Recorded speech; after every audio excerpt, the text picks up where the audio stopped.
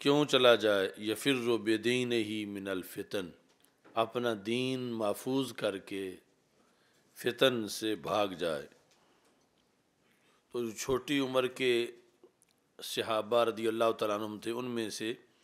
حضرت ابو سعید خدری رضی اللہ تعالیٰ عنہ بھی ہیں، یعنی جو اس وقت ان کی عمر چھوٹی تھی جب رسول اکرم صلی اللہ علیہ وسلم کا وصال ہوا۔ تو بات تو کتاب الایمان کی ہے، اور حدیث میں لفظ دین ہے، یفر بدین ہی، تو یہاں ایمان اور دین ایک ہی معنی میں ہے۔ خیر و مال المسلم، بعض نسخ میں جو ہے وہ غنم یتبعو، تو پھر غنم اسم بنے گا، پہاڑوں کی چوٹیوں پہ چلا جائے یا جنگلوں میں چلا جائے، اور جانے کی پھر آگے جہت معین ہے کہ مقصد دین کی حفاظت ہو، نہ کہ یہ کہ کوئی موج میلہ یا اس طرح کی اس کی نیت ہو۔ تو جس طرح یہ پیچھے بتایا ہے کہ یہ بالعموم یہ نصاب امت کا بعد میں ہے، ہو سکتا ہے کہ جزوی طور پر کہیں کوئی ایسا علاقہ ہو کہ جہاں ایسی مجبوری بن جائے ان صدیوں میں جو گزر رہی ہیں، اور پھر مسلمان قلیل ہوں اور اپنی بات بتا بھی نہ سکیں، تو پھر ایمان ضائع کرنے سے بہتر ہے کہ ایمان بچا لیں۔ یعنی جس طرح وہ حدیث ہے لا تساکن المشرکین، کہ ان کے ساتھ سکونت اختیار نہ کرو، پھر اس کا مقصد بھی یہی ہے کہ بعض وجوہات سے پھر بندہ حوصلہ ہار بیٹھتا ہے، یا اسے بدگمانی شروع ہو جاتی ہے کہ ہم اللہ کو مانتے ہیں پھر بھی ہمارے پاس پیسے تھوڑے ہیں، یہ ہے وہ اس طرح کی صورتحال، تو وہ پھر ایسے ماحول میں ہی نہ رہے، اور اس میں اس کی حفاظت ہے۔ لیکن عمومی طور پر یہ جو سارے مسلمانوں کے لیے ابھی ایسا حکم نہیں ہے جو رسول پاک صلی اللہ علیہ وسلم نے جس طرح کے منع کیا جب آپ سے ترحب کی اجازت مانگی گئی، کیونکہ یہ ترحب ہے، رہبانیت، کہ بندہ جو ہے بالکل الگ تھلگ ہو جائے۔ تو لا رہبانیت فی الاسلام، یا جب ائذن لنا بالترحب، صحابہ رضی اللہ تعالیٰ عنہ نے پوچھا کہ ہمیں ترحب کی اجازت دے دو، تو آپ نے فرمایا کہ صلی اللہ علیہ وسلم ان ترحب امتی الجلوس فی المساجد انتظارا للصلاۃ، میری امت کے لیے یہی ترحب ہے کہ مسجد میں بیٹھ کے نماز کا انتظار کرنا۔ تو اب یہ وقت جو گزر رہا ہے یہ امر بالمعروف اور نہی عن المنکر کا وقت ہے۔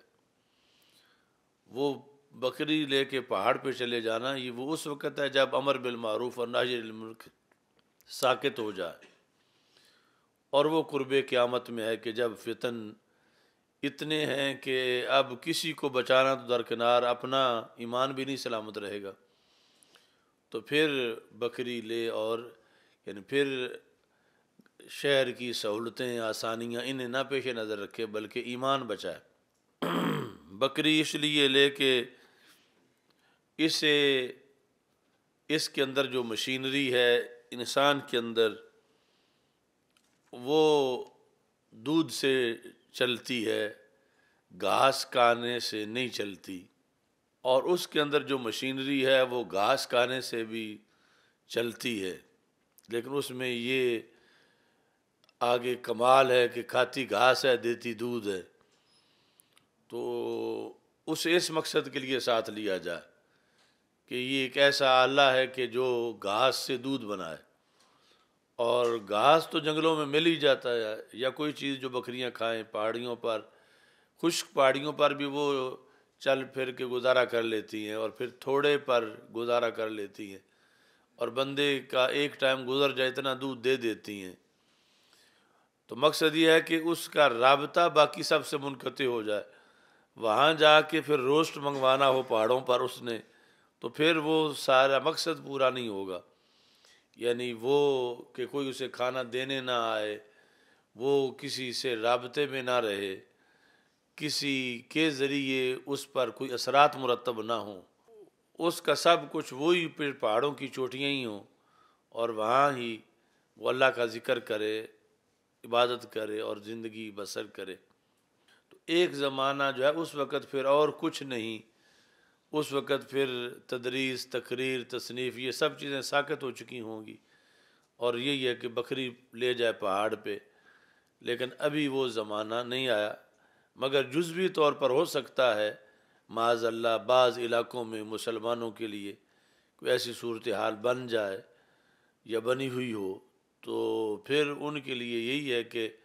وہ شہروں سے نکل جائیں اور کہیں جا کے اپنا ایمان تو بچائیں، اگر دوسروں کا نہیں بچا سکتے۔ اب ایسے حالات بن گئے ہیں، لیکن اجتماعی طور پر ابھی ایسے حالات نہیں بنے۔ یعنی یہ پاکستان تو پاکستان، اس کے علاوہ جو ممالک ہیں وہاں بھی اجتماعی طور پر تو ابھی تک یہ ہے کہ میدان میں ڈٹ کے مقابلہ کریں، امر بالمعروف اور نہی عن المنکر کا فریضہ سر انجام دیں، ابھی اس سے چھٹی نہیں ہے۔ جب وہ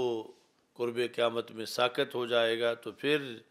یہ ہے کہ بکری لے کر پہاڑ پہ کوئی چلا جائے۔ کل کے سبق میں سے اصابہ کی تعریف رہ گئی تھی۔ یعنی اصابہ اس جماعت کو کہتے ہیں جو 10 سے لے کر 40 تک ہو، یعنی کم از کم اس میں فرد 10 ہوں اور زیادہ سے زیادہ 40 ہوں، اصابہ۔ تو اوشک یوشک، یعنی یہاں آپ یہ سوال کر سکتے تھے کہ سرکار دو عالم صلی اللہ علیہ وسلم تو فرما رہے تھے کہ قریب ہے وہ زمانہ آ جائے، 14 صدیاں گزر گئی ہیں، آپ کہہ رہے ہیں ابھی بھی نہیں آیا، ابھی بھی وہ بڑی دور بات ہے۔ تو اوشکا یوشکو کا معنی تو ہے قریب ہے کہ ایسا زمانہ آ جائے کہ مسلمان کا بہترین مال بکری ہو، وہ اسے لے کے چلا جائے۔ تو اس کو کہتے ہیں قرب اضافی، اور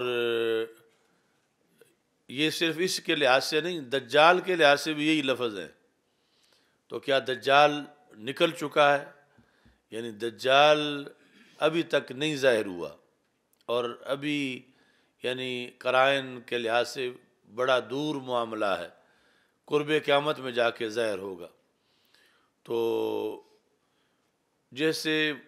وہ ہے ایسے یہ حالات بھی ہیں۔ تو مطلب کیا ہے کہ جو قریب کا کہا کہ مطلقاً دنیا بننے کے لحاظ سے جو اس کا زمانہ تھا، پہلی امت جب آئی، دوسری آئی، ان کے لیے بھی ایسے چیزوں کا ذکر تھا، تو اب ان کے مقابلے میں تو اب بالکل قریب ہو گیا ہے، کیونکہ اب اور کوئی امت درمیان میں نہیں ہے، یہ آخری امت ہے۔ اور بعثت انا والساعہ کا ہاتین، جو رسول پاک صلی اللہ علیہ وسلم نے انگلیاں ملا کر فرمایا کہ میں اور قیامت یوں ملے ہوئے ہیں، تو مطلب یہ ہے کہ میں آخری نبی ہوں، میرے اور قیامت کے درمیان اور کسی نبی کی نبوت نہیں ہے۔ تو اگرچہ قیامت بڑی لیٹ آنی تھی، لیکن سرکار دو عالم صلی اللہ علیہ وسلم نے فرمایا ہم ملے ہوئے ہیں۔ تو ایسے ہی یہ قرب ہے کہ اب وہ بہت لمبا زمانہ تو گزر چکا ہے، لیکن اب اتنا لمبا نہیں رہا جتنا پہلی امتوں کے لیے لمبا تھا، اس کے مقابلے میں اب قریب ہو گیا۔ یہ جو قرآن مجید میں اقتربت الساعۃ وانشق القمر کہ قیامت قریب ہو گئی، یوں تو معاذ اللہ پھر کوئی قرآن پہ بھی اعتراض کر دے گا کہ قرآن اس وقت کہتا تھا قریب ہو گئی اور 14 صدیاں گزر گئیں ابھی بھی نہیں آیا۔ تو مطلب یہ ہے کہ اپنی اصل وقت کے لحاظ سے جتنا پہلے دور تھی اتنا دور نہیں رہی، اب قیامت قریب ہو گئی۔ یہاں بھی مودودی لڑکھڑایا ہے نا کہ جس نے اس نے دجال والی حدیثوں کا جہاں ذکر کیا ہے، باس کیا، تو اس نے کہا کہ پہلے لفظ جھوٹ کے قریب قریب کے بولے کہ رسول پاک صلی اللہ علیہ وسلم کی حدیثوں سے لگتا تھا کہ دجال کل آ جائے گا یا پرسوں آ جائے گا، لیکن اتنا زمانہ گزر گیا ابھی تک نہیں آیا۔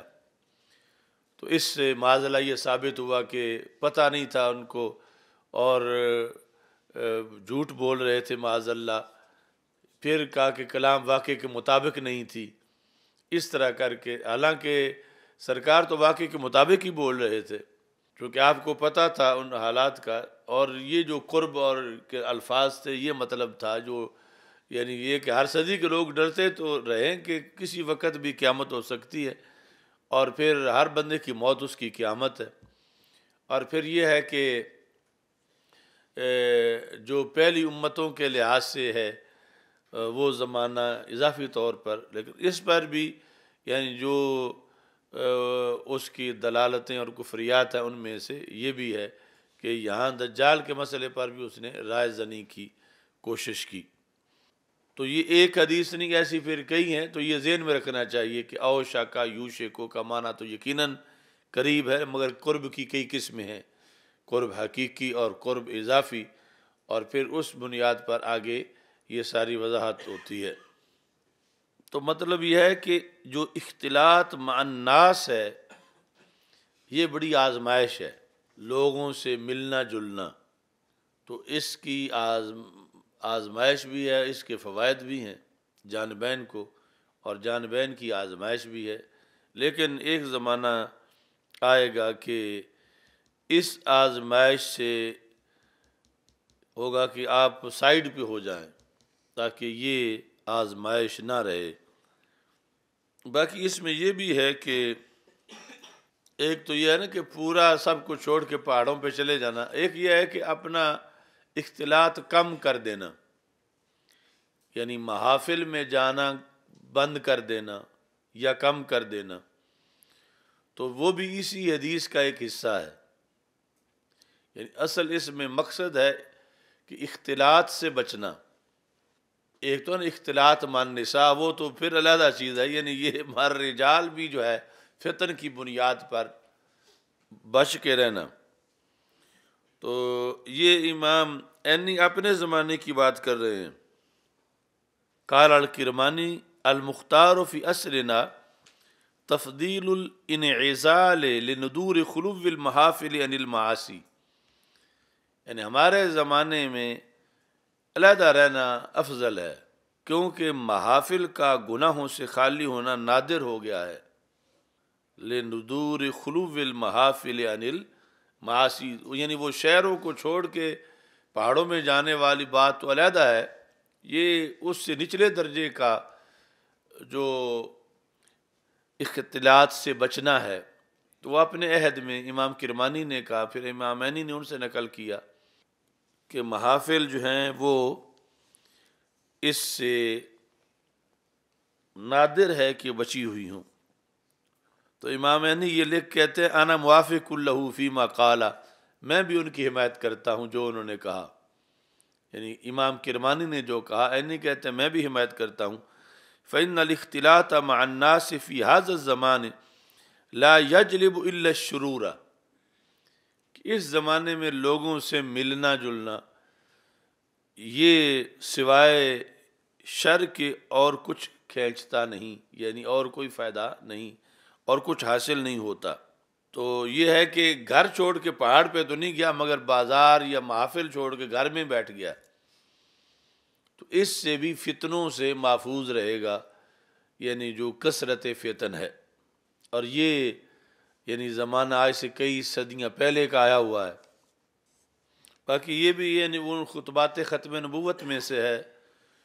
یہ حدیث بھی، جو رسول اکرم صلی اللہ علیہ وسلم نے مستقبل کی خبریں دیں، جس میں کہ ایسے حالات بن جائیں گے۔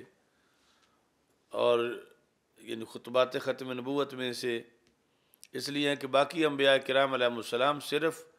اپنے وقت کے لحاظ سے رہنمائی کرتے تھے، انہیں پتہ تھا ہمارے بعد اور نبی آئیں گے اور وہ اپنی ہدایات دیں گے، اور رسول پاک صلی اللہ علیہ وسلم نے صرف اس وقت کے لحاظ سے، یعنی قیامت تک کے لحاظ سے ہدایات دی ہیں کہ جب فلاں موڑ آئے گا تو وہاں سے کیسے گزرنا ہے، فلاں جگہ سے فلاں گھاٹی سے کیسے گزرنا ہے۔ تو یہ کثرت علم پر دلالت کرتا ہے اور غیبی علوم جاننے کے لحاظ سے۔ باقی بکری کو خاص کیا ہے کہ کہتے لما فیہا من السکینۃ والبرکہ، اس میں سکینہ بھی ہے اور برکت بھی ہے بکری کے اندر، مطلب یہ شرارتی جانور نہیں ہے، سکینہ ہے اور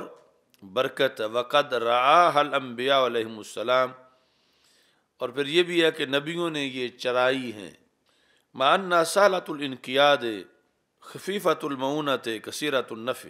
یعنی دیکھو یعنی ہر لفظ میں کتنی حکمت ہے کہ کوئی بھی چیز جو ہے اس کے اندر یہ پہلو پیش نظر ہوتے ہیں کہ کوئی جانور کہ اس کا رکھنا کتنا مشکل ہے اور کتنا آسان ہے،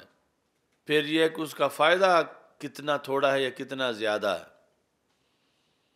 یعنی رکھنے میں یہ ہے کہ خرچہ کیا آتا ہے، یہ نہیں کہ اس کا ناشتہ انجیر سے ہی ہو تو پھر اس کے اخراجات کیسے پورے کرے۔ پھر یہ بھی ہے کہ بات ماننے میں ضدی ہے، ہٹ دھرم ہے، یہ آسانی سے مان جاتی ہے، یعنی وہ جانور۔ تو جانور کے لحاظ سے یہ تین چیزیں اہم ہیں کہ اس کا پیٹ کیسے بھرے گا، کتنی زیادہ چیز سے اور کتنی قیمتی چیز سے۔ پھر یہ ہے کہ خود اس کو پیش ہی کرنا پڑے گا سامنے، یا وہ چل پھر کے خود بھی کر لے گی، اور یہ ہے کہ صرف بولنے سے پیچھے ہٹ آئے گی یا اس کو ڈنڈے مار کے یہ ہٹانا پڑے گا۔ اور یہ ہے کہ کیا اتنا ہو سکے گا کہ بندے کا گزارا ہو جائے گا۔ تو یہ ساری چیزیں اس میں موجود ہیں بکری میں، یعنی کوئی خاص قسم کی غذا بھی نہیں کہ جو پہاڑوں میں اور جنگلوں میں ملے ہی نہیں، اور اب یہ ہے کہ بکری رکھی ہوئی ہے پتہ نہیں کہاں سے جا کے اب اس کا ناشتہ ملے گا۔ اور پھر یہ ہے کہ وہ کچھ بھی تھوڑا سا بھی یعنی عام یہ چٹیل خشک پہاڑ جو ہے وہاں بھی چل پھر کے وہ خود گزارا کر سکتی ہے، اور اس کو رکھنا یہ بھی ضروری نہیں کہ سنگل مارے ہوئے ہوں یا چھوڑیں تو بھاگتی چلی جائے، وہ بریک ہی نہ لگائے۔ تو اس میں انقیاد یعنی اطاعت والا جذبہ بھی موجود ہے، اور پھر جتنی بندے کو ضرورت ہے اتنا دودھ بھی دے دیتی ہے۔ تو اس واسطے رسول اکرم صلی اللہ علیہ وسلم نے غنم کی قید لگائی کہ وہ رکھ لے اور پھر اس پر گزارا کرے۔ اور یہ لفظ بھی یفر بدینہ ہی، یعنی کبھی تو یہ ہو سکتا ہے نا کہ کوئی بندہ کہے کہ اب شہر میں چارہ مشکل ہے تو وہاں چارہ کثرت سے ملے گا، ادھر ہی چلے جاتے ہیں، تو جمعہ جماعت کو ترک کر دے، اسے پتہ نہیں کہ آج جمعے کا دن ہے اور جمعہ پڑھنا ہے یا نمازیں جماعتیں اس کی ضائع ہو رہی ہیں، اور وہ چارے کی کثرت کو پیش نظر رکھ کے پہاڑوں میں اور جا کے جنگلوں میں بیٹھا ہوا ہے، یا اور اس طرح کا کوئی دنیاوی فائدہ۔ تو یہاں یہ قید لگائی کہ یفر بدینہ ہی من الفتن، اس کا یوں چلے جانے کا مقصد جو ہے وہ دین بچانا ہو، نہ کہ کوئی اور مقصد لے کے وہ جائے۔ اب اس کے مقابلے میں ہے وہ جمعہ جماعت والی حدیثیں، اور مقابلے میں ہے کہ علیکم بالسواد الاعظم فإنہ من شذ فی النار، کہ جہاں اجتماعی طور پر مسلمان رہ رہے ہیں وہاں رہو، علیحدگی نہ اختیار کرو، جس طرح وہ کل بھیڑوں والی قسم میں بیان کی کہ وہ علیحدگی میں خطرہ ہے۔ تو یہ دونوں طرح کی حدیثیں ہیں اور دونوں طرح کے حالات ہیں،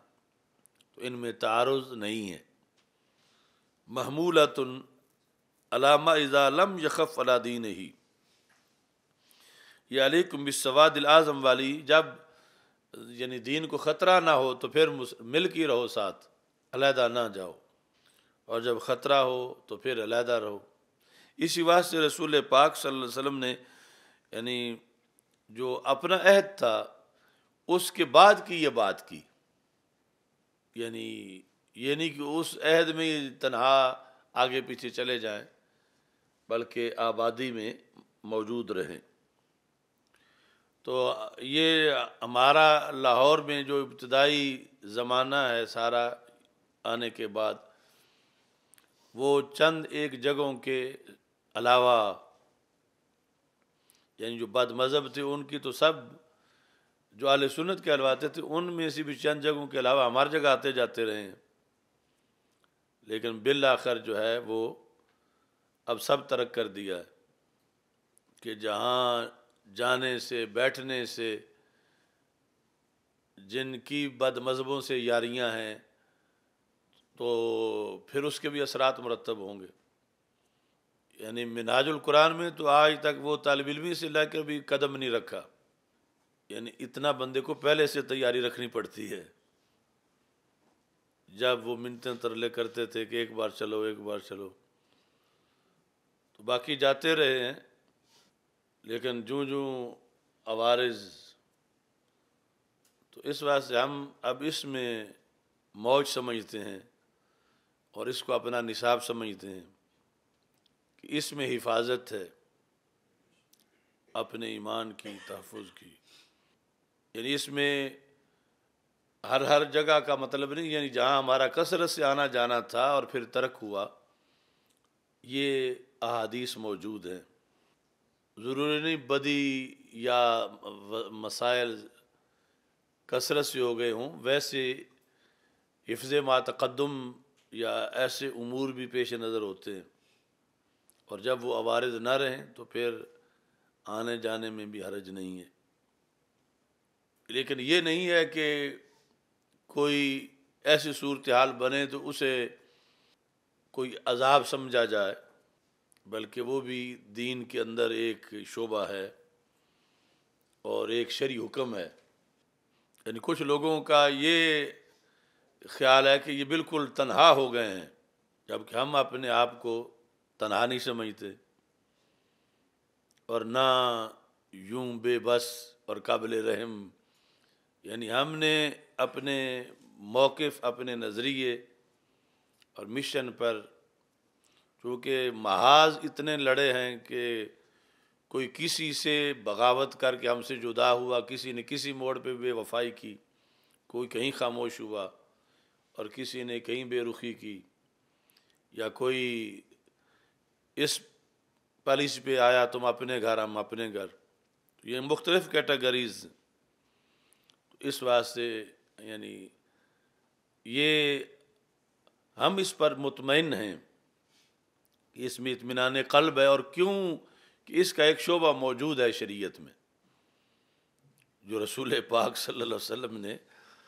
ابھی تو وہ اللہ اس سے بچائے، وہ بکری والا مسئلہ باقی ہے۔ یعنی وہ بھی اگر آ جائے تو اس کا یہ مطلب تو نہیں ہوگا کہ وہ بندہ شکست کھا گیا ہے، مطلب ہوگا بندہ ایمان بچا گیا ہے۔ کہ بکری لے کے پہاڑ پہ چلا گیا ہے تو اس کا یہ مطلب نہیں ہے کہ وہ شکست کھا گیا، شریعت کے مطابق وہ اپنا ایمان بچا گیا۔ لیکن ابھی وہ زمانہ ہے کہ امر بالمعروف اور نہی عن المنکر کا فریضہ سر انجام دے، اور اس کے لیے اسے جتنے عوارض سے بچنا، جو ماننے ہو امر بالمعروف، جن لوگوں کے ساتھ دوستی یاری کہ آ کے سفارش کریں، ابھی اس کو کچھ نہ کہو، ابھی اس کو کچھ نہ کہو، اس کو تو کچھ نہ کہو، چلو اس کو تو کچھ نہ کہو، تو پھر اچھا ہے کہ وہ لوگ نہ ملیں کہ جو اس طرح کسی بیمار کو دوائی دینے سے روکیں یا کسی کا آپریشن روکیں۔ تو یہ ناکامی نہیں بلکہ یہ کامیابی ہے۔ تو یہ سارے چونکہ شریعت قیامت تک جانی ہے، اس میں یہ پہلو موجود ہیں، اور یہ اللہ تعالیٰ کی طرف سے ہے کہ اللہ تعالیٰ بندے کے دل میں، یعنی دل ہی تو اتنی سی چیز جو ہے اسی میں ہوس ہے، خواہش ہے، اور اسی میں غنا ہے۔ یعنی کچھ لوگ جو ہیں ان کے مثلاً مہینے میں 100 جلسوں میں سے ایک بھی رک جائے کہیں جانا تو ان کے لیے بڑا مسئلہ ہے، اور کسی کا ہے کہ 100 میں سے ایک بھی نہ ہو، یعنی تو پھر بھی کوئی مسئلہ نہیں ہے کہ وہ ایک مشن اور ایک نظریے کے تحت ہے، اور کہیں جو ہے وہ یہ ہے کہ جائیں تو اثرات ہوں گے، کہیں یہ ہے کہ گھر بیٹھے رہیں گے تو زیادہ ہو جائیں گے۔ یہ بھی ہو سکتا ہے لیکن ضروری نہیں ہر جگہ ہو۔ تو یہ یعنی اللہ تعالیٰ یعنی اس کی طرف سے کسی کو حوصلہ مل سکتا ہے یا کسی کو دلی طور پہ رنج سامان، پھر تو وہ یعنی ایک دن بھی نہ رہ سکے، ایک ہفتہ بھی نہ رہ سکے، ایک مہینہ بھی ایسا نہ رہ سکے، اور جب اس کی طرف سے ہو تو اسے کوئی پرواہ نہیں کہ جیسا بھی ہو۔ تو حق پر ہونا اور بات ہے۔ اب یہ بندہ جو پہاڑ والا ہے، یہ اس پر اگر کوئی تبصرہ کرے کہ اس کے ووٹ کتنے ہیں، اچھا حق پر ہے کہ بکری لے کے پہاڑ پہ چلا گیا ہے، دوسرا بندہ ساتھ نہیں، یہ بھی تبصرہ ہو سکتا ہے، دوسرا بندہ بھی ساتھ نہیں، لیکن شریعت کہتی ہے تو حق پر کہ اگر صرف میت میں بکری ہی ہے، نہ کوئی مرید ہے نہ کوئی شاگرد ہے، تو یہ بھی اس حدیث کے فوائد ہیں۔ اصل حق ایسی چیز ہے کہ حق کو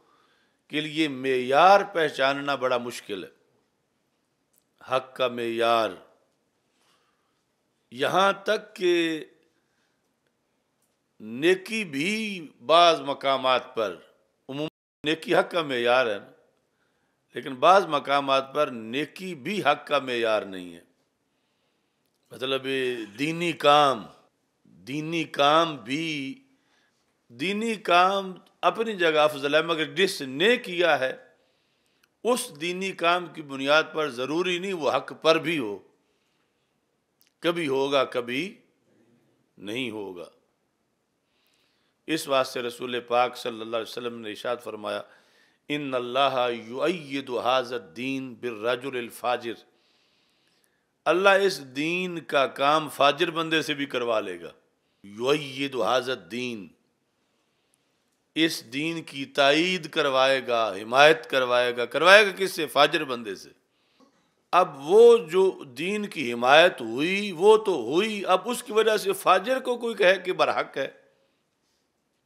تو وہ تو فاجر ہے۔ یہ آزمائش ہے کہ کچھ لوگ پھر اس تائید کی بنیاد پر فاجر کو بھی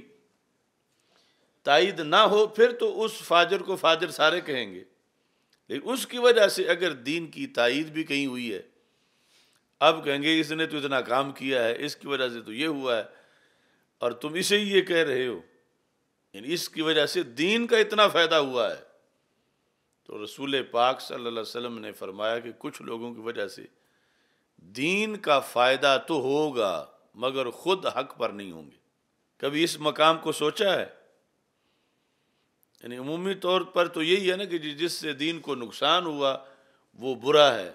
جس سے فائدہ ہوا وہ اچھا ہے، اور عمومی طور پر یہی ہے، لیکن ایک یہ بھی شعبہ ہے اور وہ مستقل شعبہ ہے۔ اب کتنے اشکالات کے جواب اس سے آ سکتے ہیں۔ ان اللہ یؤید ھذا الدین بالرجل الفاجر، یعنی دین کے فائدہ کا ہونا اپنی جگہ ہے، اس کا فاجر ہونا اپنی جگہ ہے۔ فائدے کو سامنے رکھ کے جو دین کو ہوا اس کے فجور کو تم تسلیم کرو، فجور کو حق، تو یہ بہت بڑی غلطی ہوگی اور نقصان ہوگا۔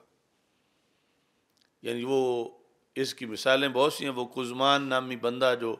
حنین کی جنگ میں فرنٹ پہ لڑ رہا تھا اور رسول اکرم صلی اللہ علیہ وسلم نے